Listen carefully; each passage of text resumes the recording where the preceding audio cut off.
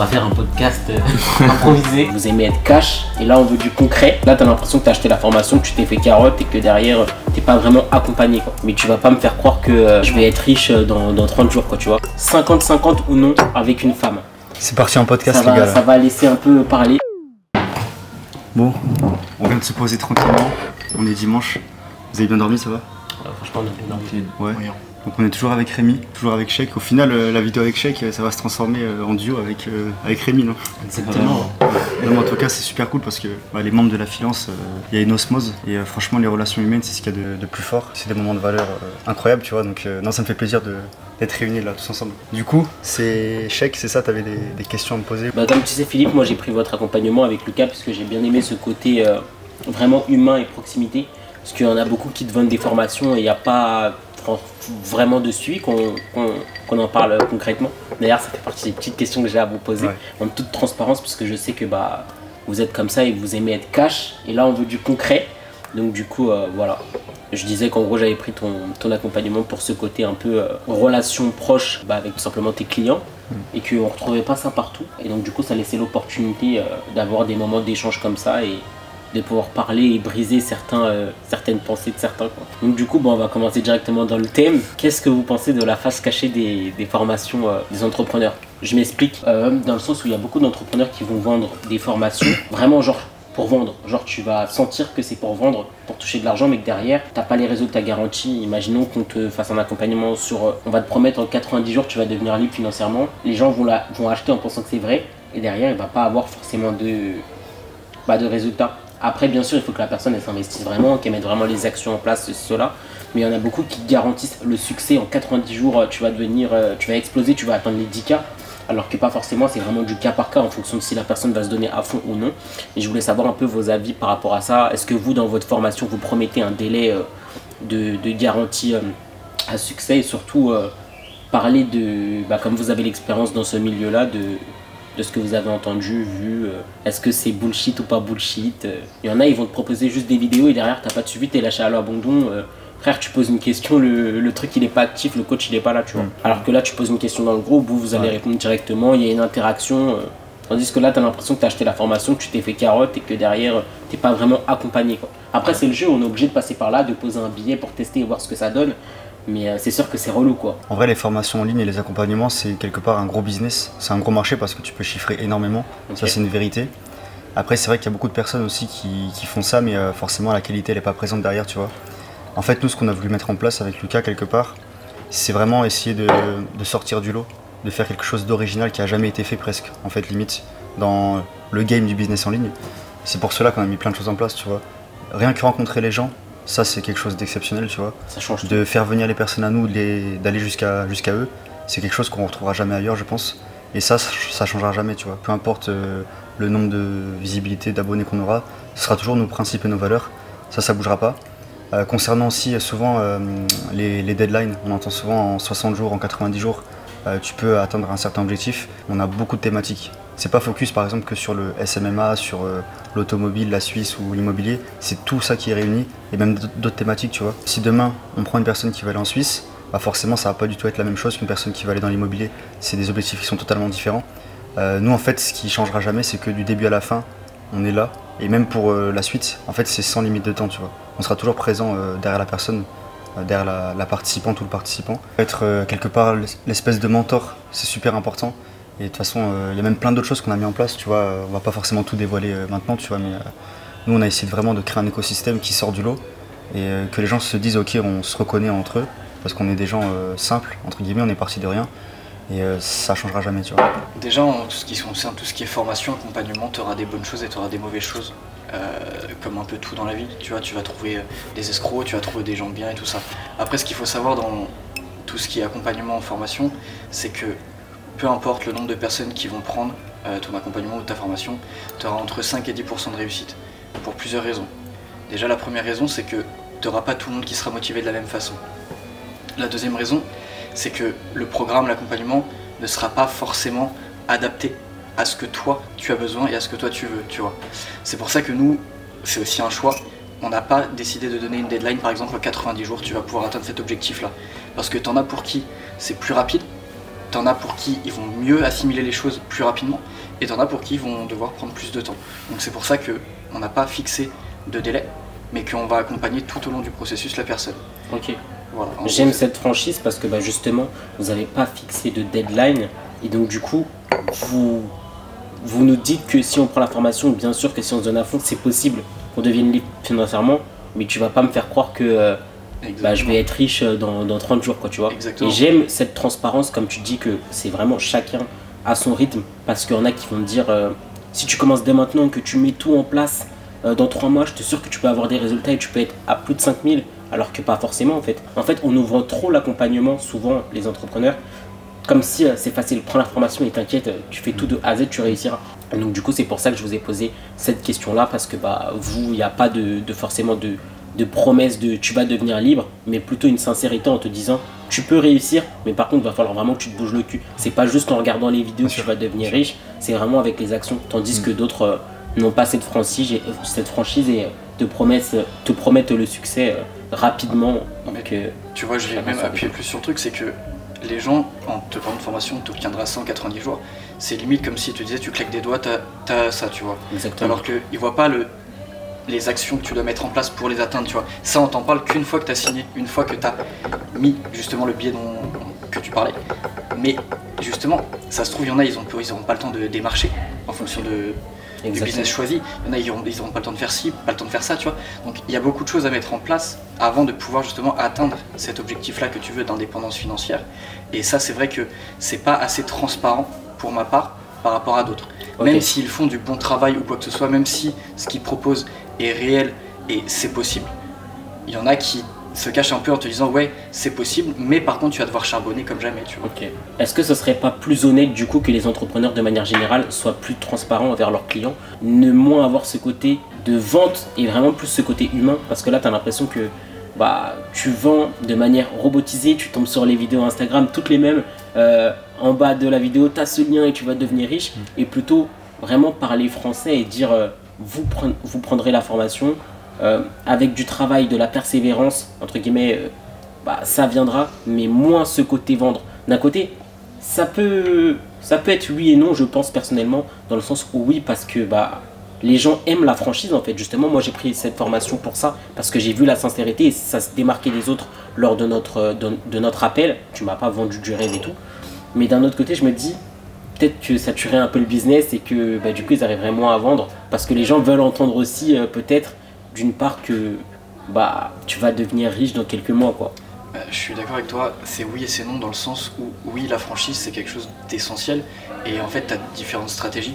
Nous on a voulu axer justement sur la franchise et sur l'honnêteté et vraiment ce côté humain, mais c'est vrai que ça ne plaît pas à tout le monde, parce que quand tu vas dire à quelqu'un oui pour atteindre tes résultats tu vas devoir travailler, t'en as beaucoup qui vont te dire bah en fait non. Okay. Et quand tu as un gars derrière qui va lui dire en 90 jours tu vas obtenir tel résultat, bah, le mec il va faire bah ouais c'est ça que je veux, tu vois. Okay. Parce qu'il a l'impression que derrière il n'aura pas besoin de travailler, parce que justement tu as ce côté, je vais pas dire ce côté entourloupe, mais ce côté où justement on lui vend du rêve, alors que il y aura quand même des actions à mettre en place. C'est exactement pareil, sauf que bah, on te l'a pas dit de la même façon. Après, c'est aussi en fonction de la mentalité, tu vois. C'est vrai que pour beaucoup, quand on parle d'entrepreneuriat, indépendance financière et tout ça, c'est limite, les gens ils ont l'impression qu'il n'y a rien à faire, tu vois, et qu'on doit attendre, alors qu'au final, bah, t'as beaucoup de choses à faire, t'as beaucoup de choses à T'as l'impression que c'est facile en fait. Quand tu vois les vidéos sur Instagram de 50 secondes, bon les gars, je suis à Dubaï, ça te fait des vidéos, t'as l'impression que toi aussi tu peux y être, alors que faut voir comment le mec a charbonné avant, quoi, tu vois. Parce qu'en fait là on montre le résultat, sauf que bah, t'as énormément de choses qui ont été mises en place pour avoir ce résultat. Et ça, beaucoup de gens ne sont pas capables de le comprendre. Et même de beaucoup de personnes qu'on accompagne, on leur dit mais là ce que tu vois c'est le résultat, mais t'as aussi beaucoup de choses. Et ça, c'est les gens sont pas prêts, comme je t'ai dit, à le comprendre. Les gens veulent le résultat avant le travail. En fait, c'est ça le problème en France et la mentalité française, c'est que les gens veulent le résultat, mais ils sont pas prêts à faire le nécessaire pour avoir ce résultat-là. Okay. Le process. Le process, exactement. Bah, si je prends votre cas personnel, que ce soit toi ou Rémi, c'est un cas similaire, parce que du coup, c'est deux jeunes hommes que vous voyez. Eux, ça va être l'objectif principal, ça va être l'immobilier. Exactement. Et forcément, il n'y a pas de secret. L'immobilier, c'est pas en 90 jours comme ça qu'on va être rentier. Il y a un vrai process, avoir une situation stable, avoir des revenus, avoir de l'épargne, constituer un bon dossier bancaire, réaliser une bonne étude de marché, quel bien, quelle stratégie. Et en fait, c'est sur plusieurs mois.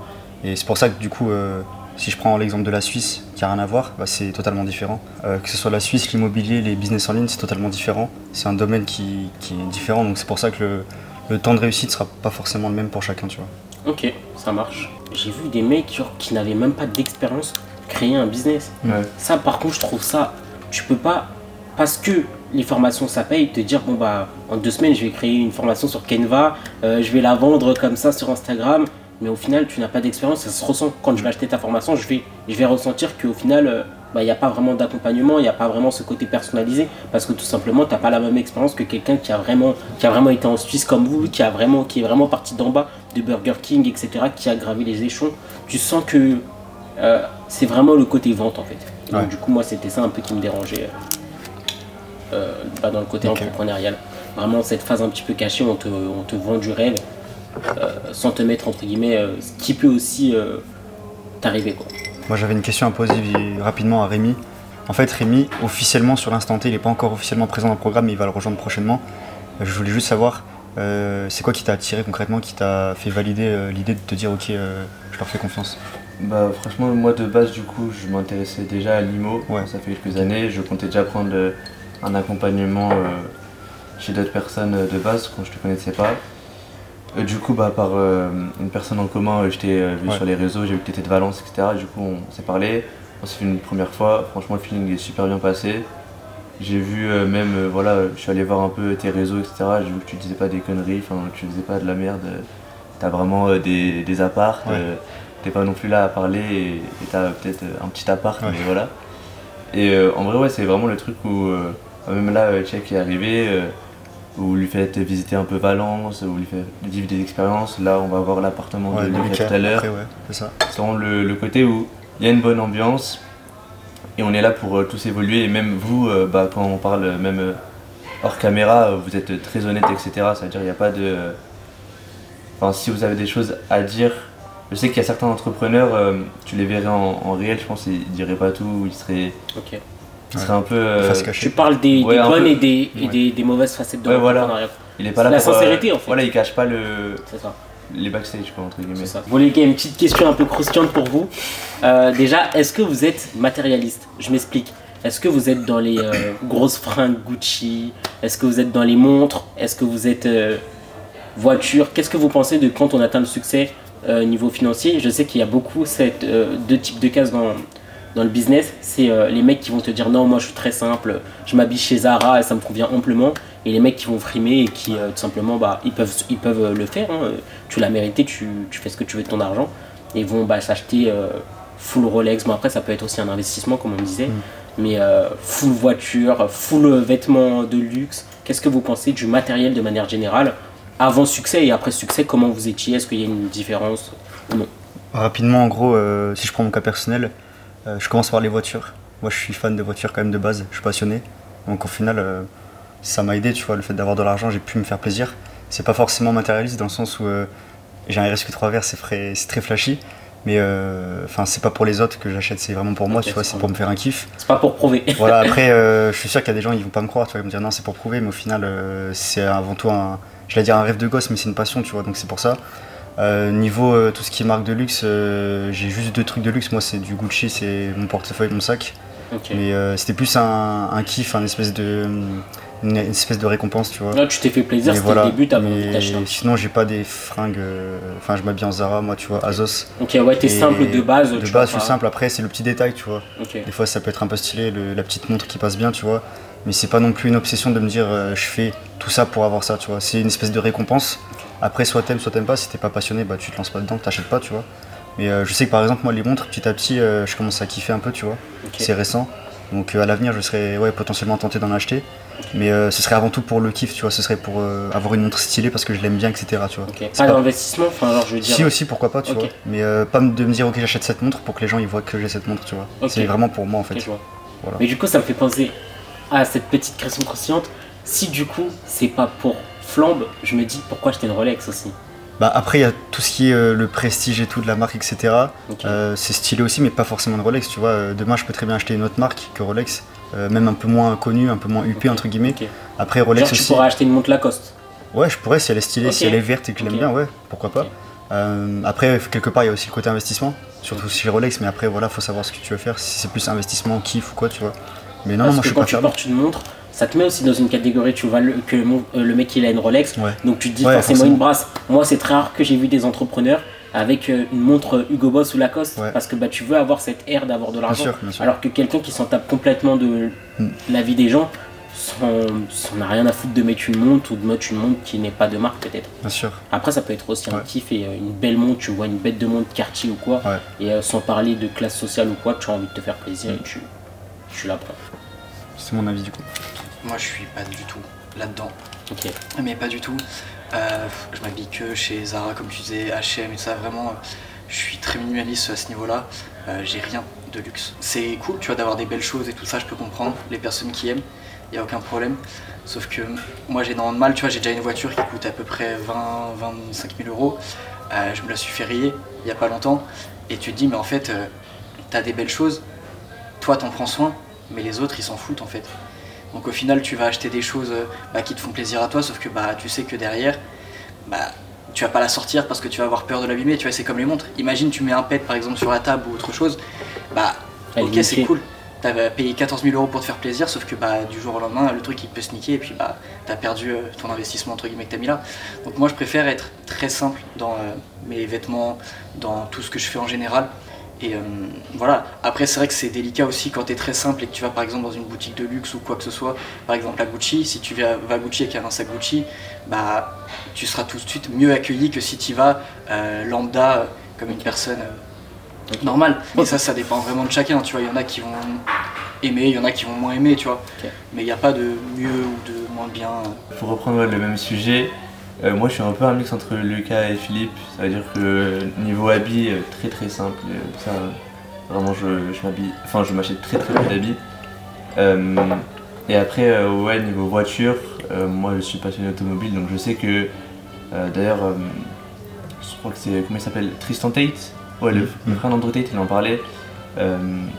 En gros, si t'es passionné d'automobile et que t'as la possibilité de t'acheter une voiture, fais-le parce que tu vas kiffer, aller au travail avec, faire tes virées avec, etc. Ça va te motiver plus qu'autre chose. Si c'est juste pour de la preuve sociale parce que t'as envie de flex devant les gens, à ce moment-là, le fais pas. Si en fait être dans une voiture à 10 000 ou à 50 000, toi ça te change rien, franchement l'achète pas. Par contre, si c'est vraiment un kiff, là ça peut être bien de l'acheter. Sinon, au niveau des montres, je m'intéresse un tout petit peu aux montres. Tu sais, j'ai connu ça avec la sphère entrepreneuriale, etc. Sinon, de base, j'y connaissais rien en montre. Enfin, j'y connais toujours rien. Donc, à voir sur ça. Mais je pense, moi, ce serait plus le côté investissement. Et ouais, pourquoi pas avoir un truc joli au poignet de temps en temps. Mais pas pour flex. Ok, les gars, petite dernière question croustillante. Là, je vous ai préparé une petite pépite. Je pense qu'il va faire pas mal parler.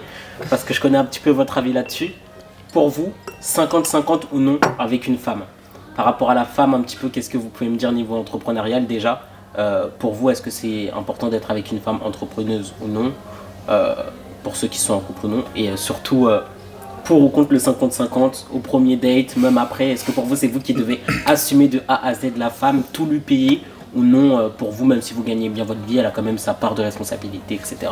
Pour la femme, en fait, elle n'est pas forcément obligée d'être entrepreneuse, en fait. Ça dépend, tu vois. Okay. Au début, je m'étais dit, il y a quelques années, ouais, il faut absolument qu'une femme soit comme moi. Mais au final, ça veut pas dire grand-chose, tu vois. En fait, c'est surtout faut que la femme, elle te comprenne, qu'elle fasse partie du process, qu'elle t'accepte comme tu es, qu'elle te soutienne, quoi qu'il arrive. C'est surtout ça, en fait, le plus important. Parce que si une femme est entrepreneuse comme toi, et qu'elle est que focus sur elle, qu'elle s'en fout un peu de toi, entre guillemets, au final, il n'y a pas trop d'intérêt, tu vois. Et 50-50, clairement, c'est normal, tu vois.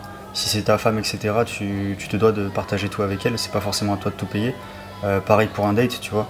Okay. Pourquoi tirer forcément toi, l'homme, payer tout? Alors après, si ça vient vraiment de toi que t'as envie, oui, vas-y, tu vois. Mais moi, je suis pour le 50-50. Ok, donc, tu sais que ça va faire parler parce qu'il n'y a pas beaucoup de gens qui sont de cet avis-là. Il y en a qui disent après, que c'est à l'homme de tout payer. Après, si t'es vraiment, ça peut être rare, mais si t'es vraiment dans une démarche de séduction que tu veux, que t'assumes, tu veux tout payer le premier soir, vas-y, fais-le. Mais pourquoi la femme ne pourrait pas aussi payer de son côté, tu vois? Ok, et au final, c'est 50-50, tu vois. Et puis la femme, pour moi, est au même égal que l'homme, tu vois. Donc pourquoi l'homme doit prouver et payer tout, non, tu vois. Ok. Donc pour toi, tu peux partager avec une femme lors du premier date? Je peux aussi très bien payer, mais je peux aussi très bien faire 50-50. Ou si elle veut m'inviter, bien sûr, avec plaisir, tu vois. Ok. Ok, ça te dérange pas. La gratuité, les gars, la gratuité, c'est ça. On t'écoute, Lucas. Non, moi je vais être clair, net, précis. Pour moi, c'est primordial quand tu es entrepreneur d'avoir une femme entrepreneuse avec toi. Ok. Tout simplement, je suis d'accord avec Philippe quand il dit que du moment qu'elle te soutient, c'est bien. Sauf qu'en fait, à un moment donné, il y aura un décalage avec la personne. D'accord. Si elle n'est pas entrepreneuse, tu vas devoir faire en fonction d'elle, en fonction de son travail ou quoi que ce soit, par exemple. Enfin, il y aura plein de trucs qui vont te bloquer dans ton ascension, et il y aura beaucoup de choses aussi que la personne ne comprendra pas, même si elle te soutient dans ce que tu vas faire par la suite. Et ça peut freiner justement ton évolution. Donc pour moi, c'est primordial, et je pense que ça ne marchera pas si tu es avec une personne qui n'est pas dans le même état d'esprit que toi, dans le même mindset que toi, exactement. Et Ok. après, moi, c'est hors de question que je paye tout lors du premier date. Ok. Jamais de la vie. Ok, pourquoi? Tout simplement parce que, déjà, de 1, je suis pas là pour prouver, ouais, vas-y, j'ai plus de thunes, je vais te donner ça, tu vois. De 2, t'es même pas sûr que tu vas revoir l'autre personne. Pourquoi dépenser de l'argent lors du premier date pour quelqu'un alors que t'es même pas sûr de la revoir derrière? Ok. C'est ma femme, y a pas de souci. Ça fait 5-6 fois que je la vois, y a aucun souci, tu vois, si tu veux que je paye. Mais hors de question qu'au premier date, moi je paye. Et dans la vie de tous les jours en général, le loyer par exemple, je sais qu'il y en a qui disent c'est moi qui assume tout, le loyer, les courses. 50-50. Après, le loyer, si vous êtes à 2, vous divisez par 2. Tu vois, pourquoi tu dépenserais tout alors que vous vivez tous les deux dans le même endroit? Même si t'as les moyens beaucoup plus Même qu'elle. si j'ai les moyens.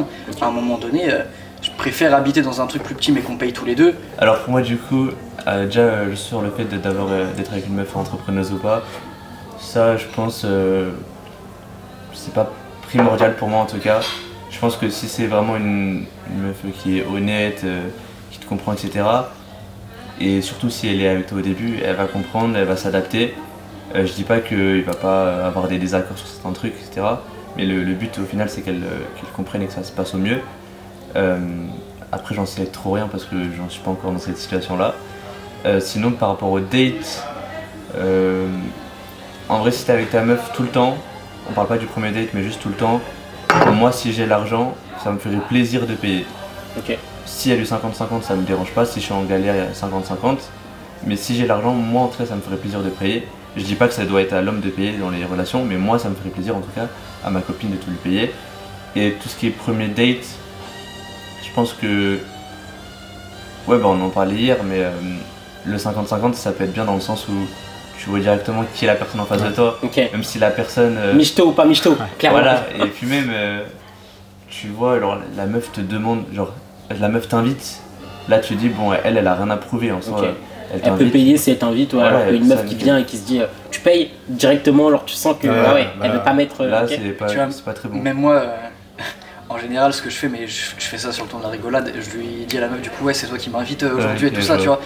Elle me dit oui, moi, y a pas de souci, tu vois. Je me laisse Ouais. inviter tranquillement. Après, si elle me dit non, bah, on fait 50-50. Mais après, il y a le non et le non, genre si elle te dit non, Bien sûr. c'est pas Si toi elle qui te paye. dit ah bon, c'est pas toi qui paye. Ouais, voilà. Ouais, Ah voilà. ouais. Comme ça, tu vois déjà, Ouais, ça, c'est tu vois Ah déjà ouais, qui t'a affaire, elle avait tu vois. déjà, elle s'était déjà mis dans la tête que c'est toi Ouais. qui. Ah ouais, full. Après, Ok. pour moi, si t'as l'argent et que tu veux faire plaisir à la femme en face de toi, même si ça va pas être ta copine long terme et tout, fais-le. Hein. Mais c'est ça, c'est selon les personnes. Mais je trouve pas qu'on devrait mettre une obligation sur les hommes de payer au premier date ou même de payer tout court dans Ouais. la vie en général. Ok. C'est selon les gens. Votre avis diffère un peu de ce qu'on voit sur les réseaux sociaux, puisqu'il y a beaucoup d'hommes qui n'assument pas cette face-là et qui vont te faire croire que eux c'est full. Moi dans mon entourage j'ai vu notamment ça. Sur les réseaux sociaux on entend beaucoup que ouais l'homme doit tout payer, pas de 50-50 ça n'existe pas. En fait je me suis rendu compte que chez des personnes lambda qui gagnaient le SMIC, 2000 € par mois, la femme et l'homme, en fait l'homme ne payait pas tout parce que tout simplement dans le salariat, je parle vraiment dans le salariat, bah, les hommes n'ont pas les moyens forcément d'assumer. Je pense qu'il y a des hommes qui aimeraient tout payer, mais tout simplement ils ne peuvent pas, ils divisent. Pour prendre mon cas personnel, moi dans ma relation au tout début, j'avais rien du tout, j'avais vraiment rien du tout parce que je suis parti à 18 ans de chez moi comme je vous ai dit, et c'était ma copine qui des fois quand on sortait on allait juste manger au grec, au McDo, elle payait tout simplement parce que j'avais pas les moyens d'assumer. Des fois, frère, elle me payait des survêtements et tout, mais je sais que si demain je réussis, elle sera pas là pour l'argent puisque même quand j'avais rien, elle était là, tu vois ce que je veux dire. Donc c'est pas quelqu'un qui va être dépendant à ça ou attaché à ça. Et pour moi, donner mon petit avis par rapport à ça, je te rejoins un petit peu sur ce que tu as dit Rémi. Pour moi, si je peux tout payer, ça me ferait plaisir. Parce que bah, tout simplement, j'aime être galant, ça me fait plaisir de faire plaisir à ma femme. Et tout simplement bah, pouvoir, entre guillemets, me dire bah, j'ai réussi. En vrai de vrai, c'est plutôt une fierté personnelle et me dire je peux assumer, tu vois, genre Demain, si ma femme elle a besoin de rien payer, que je peux mettre ma famille à l'abri, les enfants à l'abri, tout le monde, je peux le faire. Mais après, je pourrais pas être avec une femme qui m'impose ça, quoi. Genre qui me dit, pour moi, c'est à l'homme de tout payer. En mode, c'est mon seul rôle. Elle a sa part de responsabilité. Je peux le faire et c'est mon objectif de vie. C'est mon objectif de vie, c'est de pouvoir tout payer, mais sans qu'elle me le demande. Ouais. Si je tombe sur une meuf qui me dit demain, moi je suis en couple donc ça va, pour l'instant ça se présente pas, mais demain je me retrouverai célibataire et je rencontre une femme qui me dirait pour moi c'est à l'homme de tout payer, je pense que ce serait problématique. Ouais. Concernant la femme entrepreneuse ou non, je pense vraiment que c'est du cas par cas. Par exemple, pour Lucas, pour lui c'est primordial d'avoir une femme entrepreneuse. Peut-être que tu as eu des expériences de vie d'être avec une meuf dans le salariat et tu t'es rendu compte que c'était pas forcément la même pensée. Je pense que ça diffère de tout le monde. Pour moi c'est pas forcément important d'être avec une femme entrepreneuse, puisque je me dis que de toute façon si c'est vraiment la femme de ta vie, qu'elle soit dans l'entrepreneuriat ou non, elle saura accepter tes choix et la vraie femme te soutiendra quoi qu'il arrive et elle sera là. Mais être avec une entrepreneuse aussi, ça peut être un avantage parce qu'elle comprend de A à Z ce que tu fais, parce qu'elle est dans ce monde-là. Donc entre guillemets, ça va être difficile à trouver une femme qui est dans le salariat ou dans le schéma classique de par exemple le fait qu'on prenne des risques, qu'on investisse notre argent et tout, ça peut la bloquer en fait. Elle peut se dire moi je suis pas dans ce monde là, donc je comprends pas ce que tu fais. Comme une femme dans le salariat peut très bien le comprendre et qu'elle te pousse et qu'elle te dise fonce en fait, moi je te suis, peu importe ce que tu fais, j'ai confiance en toi. Donc du coup voilà, pour conclure. En tout cas, j'ai bien aimé vos réponses, je pense que c'est parti en podcast les gars. Ça va laisser un peu parler. C'est parti fort en podcast là. En tout cas c'était lourd. Ouais c'était lourd. Après il faut juste prendre en compte, c'est genre juste nos avis et tout, on n'est pas les masters. Ouais. Exactement, moi je respecte l'avis de tout le monde, en vrai de vrai, moi j'accepte. C'est chaque situation sinon. Moi franchement j'entends vos raisons sur le 50-50, ils entendent je pense aussi notre avis sur le fait que moi par exemple je préfère tout payer, mais que demain si je me retrouve à sec, j'accepte que ma femme dans cette situation là m'aide. Et puis voilà. Et puis de toute façon en général dans la vie les idées elles changent des fois, les opinions aussi. Exactement. Moi avant j'étais vraiment focus en mode faut une femme entrepreneuse coûte que coûte. Okay. Et en fait j'en avais parlé longtemps avec Loïc Bourget. Et lui c'était pareil. En fait c'est pas forcément. Faut juste que la femme elle soit dans le même mindset, qu'elle comprenne. Ok. Moi je pense que ça me dérange. Ou pas, après... Moi je pense que ça me dérangerait que ma femme soit entrepreneuse. Enfin pas me dérangerait, c'est un grand mot, mais qu'elle soit dans le schéma, enfin pas dans le schéma classique forcément, mais entre guillemets genre j'aime bien genre moi avoir ce côté moi entrepreneurial et en fait voilà quoi. Ouais, en fait je me dis il y aura peut-être une petite compétition entre nous deux si elle aussi elle est entrepreneuse. T'imagines genre elle gagne plus que moi, ouais non. Non par contre ça c'est un autre débat ça. Mais par exemple moi je préférais gagner plus que ma femme. Parce que sinon j'ai l'impression que je me sentirais comment dire, inférieur quoi. Pas inférieur mais qu'elle me dépendre en fait d'elle en fait. Alors que si du coup c'est moi qui ai plus d'argent, je me sentirais plus en sécurité quoi. Incroyable. Ouais c'est bon. Fais-le en espagnol je te jure, je sais pas comment on dit les gars en espagnol. Prends soin de toi et je te dis à très bientôt dans des prochaines vidéos sur cette chaîne YouTube. Ciao ciao.